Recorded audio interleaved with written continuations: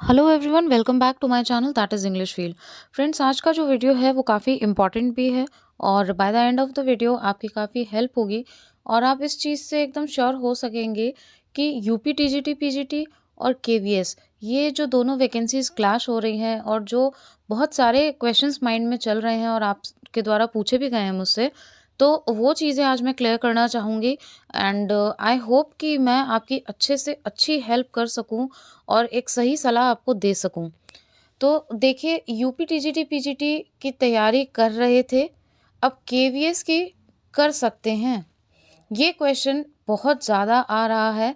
क्यों? क्योंकि UP TGT PGT का तो एग्ज़ाम अभी है नहीं और ऑब्वियस सी बात है कि यूपी टीजीटी पीजीटी का फॉर्म आप लोग ऑलरेडी फिल कर चुके हो and you have devoted lot of time for this preparation और अब केवीएस की वैकेंसी आ गई है अचानक से।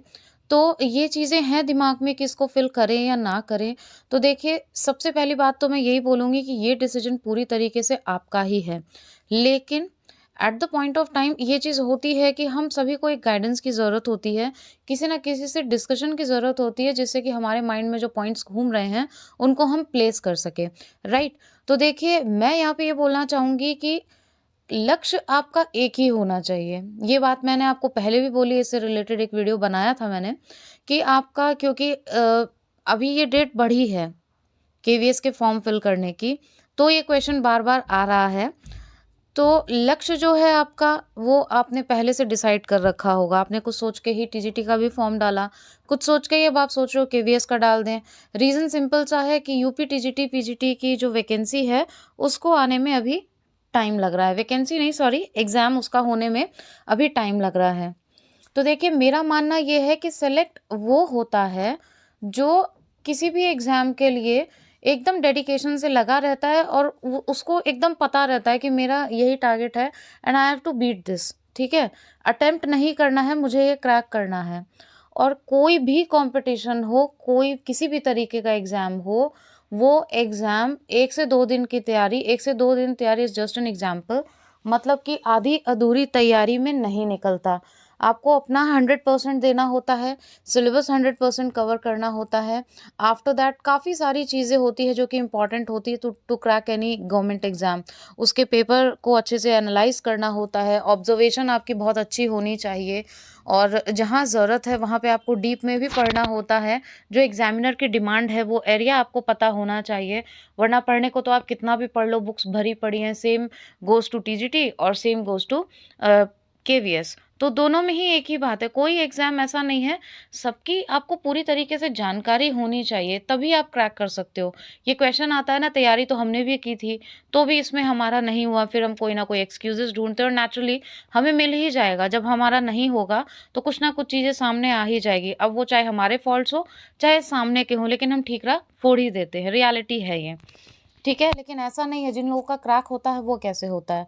इसीलिए मैं बस आपसे यही कहना चाहूँगी कि आपने जो भी लक्ष्य अपना निर्धारित कर रखा है, अब जैसे टीजीटी की ही बात ले लें, टीजीटी पीजीटी को आपने ऑलरेडी कवर कर रखा है, आपने इतना टाइम उसमें इन्वेस्ट किया है, राइट? अब उसको पॉलिश करने का टाइम है, जैसे कि खीरे का टुकड़ा होता है, जब तक कि उसको तराशा नहीं जाता, उसको पॉलिश नहीं किया जाता है, तब तक वो एकदम रेडी टू सेल नहीं होता। इन द सेम वे आपकी प्रिपरेशन भी है, उसको जब तक आप पॉलिश नहीं करोगे, रिवाइज़ नहीं करोगे बार-बार, तब तक आप सिलेक्शन के लिए एंश्योर नहीं हो पाओगे कि हाँ, now I am ready to be selected. और इसी तरीके से केवीएस की बात है। अभी अगर अचानक से मान लो आप केवीएस की प्रिपरेशन करते भी हो, तो अब उसकी प्रिपरेशन सारी चीज़ें उसकी नई है, सारा सिलेबस उसका नया है, सब्जेक्ट्स उसके नए हैं, पेडागॉजी उसमें आती है, इंग्लिश हिंदी लैंग्वेज उसमें आएगी, तो इंग्लिश हिंदी भी पढ़नी पड़ेगी आपको, कंप्यूटर भी आएगा, जीएस भी आएगी 5 मार्क्स की, ठीक है? तो काफ़ी सारी चीज़ें हैं इसके अंदर। देखिए, मेरा कहने का मतलब ये बिल्कुल भी नहीं है कि कोई भी चीज़ टफ़ है या कोई भी चीज़ ईज़ी है। टफ़ या ईज़ी कुछ नहीं होता है, हम ही उसको टफ़ बनाने वाले हैं, हम ही easy. It is the way you work, the way you are working, the same way things will move on. आपके तरीके से चीज़ें चलती है, चीज़ें आपको नहीं चला सकती कभी भी, तरीका आपका सटीक होना चाहिए। तो इसीलिए मैं बोल रही हूँ कि अगर ऑलरेडी आप काफ़ी कुछ कवर कर चुके हो, तो फिर इस वैकेंसी में आपको मूव ऑन करना चाहिए। This is kind of discussion, बाकी डिसीजन आपका ही है। लेकिन ऐसा ना हो कि ना आप केवीएस के रहो और ना ही फिर आपका ये जो यूपी टीजीटी पीजीटी वाला है ये रहे, क्योंकि ऐसा नहीं है कि एक तरफ आपके माइंड में आप अगर अब केवीएस की प्रिपरेशन मान लो आपने स्टार्ट भी कर दी, तो एक तरफ आपके दिमाग में ये चल रहा है, अरे हमने तो टीजीटी में इतना पढ़ लिया था, अभी एग्ज़ाम की डेट आ जाए मान लो, तो फिर हम कर रहे होते तो सेलेक्ट होने के चांसेस ज़्यादा हो जाते। तो इन सब चीज़ों से क्या है, ये एक तरीके का डिस्ट्रैक्शन है जो कि आपको डिस्ट्रैक्ट करता है आपके एक गोल पे फिक्स्ड ना रहने के लिए। इसलिए चाहे केवीएस हो, चाहे टीजीटी हो, डट के करिए, एक चीज़ पे आपको फ़ोकस करना ही पड़ेगा और एक चीज़ को छोड़ना ही पड़ेगा। 2 नाव में सवार होके चीज़ें नहीं हो सकती। अब यहाँ पे कई ऐसे ओपिनियन आ सकते हैं कि क्या लोग 2-2 एग्ज़ाम क्रैक नहीं करते? जी, बिल्कुल करते हैं।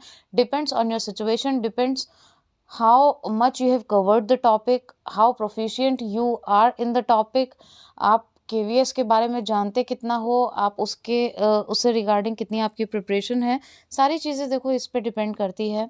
अगर बिल्कुल नया है आपके लिए और 80-90% ऑलरेडी आप टीजीटी कवर कर चुके हो, तो मैं तो मेरी तरफ से यही बोलूँगी कि फिर आपको टीजीटी पीजीटी के लिए ही फोकस रहना चाहिए, इधर-उधर आपको दिमाग नहीं लगाना चाहिए, क्योंकि एग्ज़ाम तो होना ही है।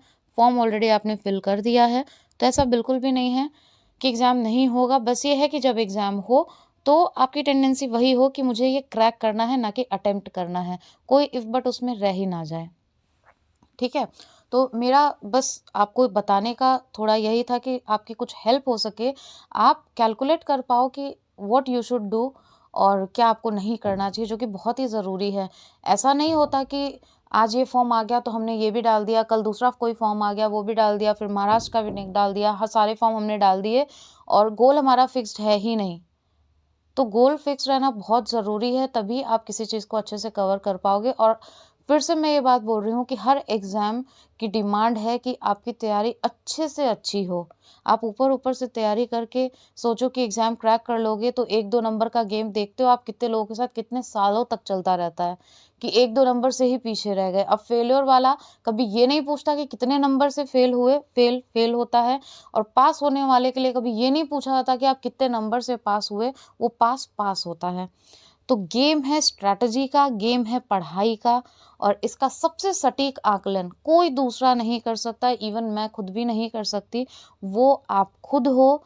आस्क योरसेल्फ कि आपकी कैपेबिलिटी क्या है, कितनी आप तैयारी कर चुके हो, कंपेयर करो दोनों को और उसके बाद डिसाइड करो और एक में फिक्स रखो कि ये मुझे करना है, और उस चीज़ को बहुत बखूबी निभाओ, ना कि इधर-उधर चारों तरफ घूम के और फिर कहीं के ना रहो।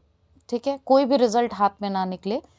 कहीं के ना रहो तो नहीं होता, क्योंकि हर चीज़ आपको एक्सपीरियंस दे कर के जाती है। तो आई होप मैं आपके क्वेश्चंस क्लियर कर पाई होंगी। और एक क्वेश्चन बहुत ज़्यादा आ रहा है, वोकैब को कैसे तैयार करें, तो मैं आपको वोकैब की ट्रिक भी बताऊँगी। वोकैब कितनी इम्पॉर्टेंट है, किस तरीके से आपके एग्ज़ाम में रोल प्ले करती है। I am talking about UP, TGT, PGT and KVS too. इसमें भी आपके वोकैब पोर्शन आता है, तो इस पे हम बात करेंगे और उस वीडियो के बाद काफ़ी आसानी से आप वोकैब कंप्लीट कर ले जाओगे। उससे भी इम्पॉर्टेंट एक बात कि इंग्लिश फील्ड चैनल जो है वो व्यूज़ के लिए काम नहीं करता। एक कमेंट आया था मेरे पास में, तो यहाँ पे सेल्फलेस सर्विस है। आप कभी भी कोई भी वीडियो उठा के दे सकते हो, वो पैशन खुद ही दिख जाता है। और जो लोग सिर्फ व्यूज़ के लिए काम करते हैं वो अलग से पता चल जाता है।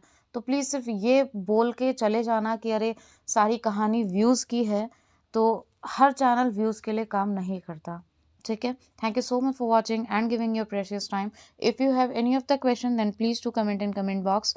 और वोकैब वाला जो वीडियो नेक्स्ट आएगा उसको देखना बिल्कुल ना भूलें, वो बहुत बेनिफिशियल होगा आपके लिए। और दोबारा आपको ये नहीं बोलना पड़ेगा कि मेरी वोकैब तैयार नहीं हो पा रही, मैं वोकैब कैसे तैयार करूँ। Okay, thank you so much.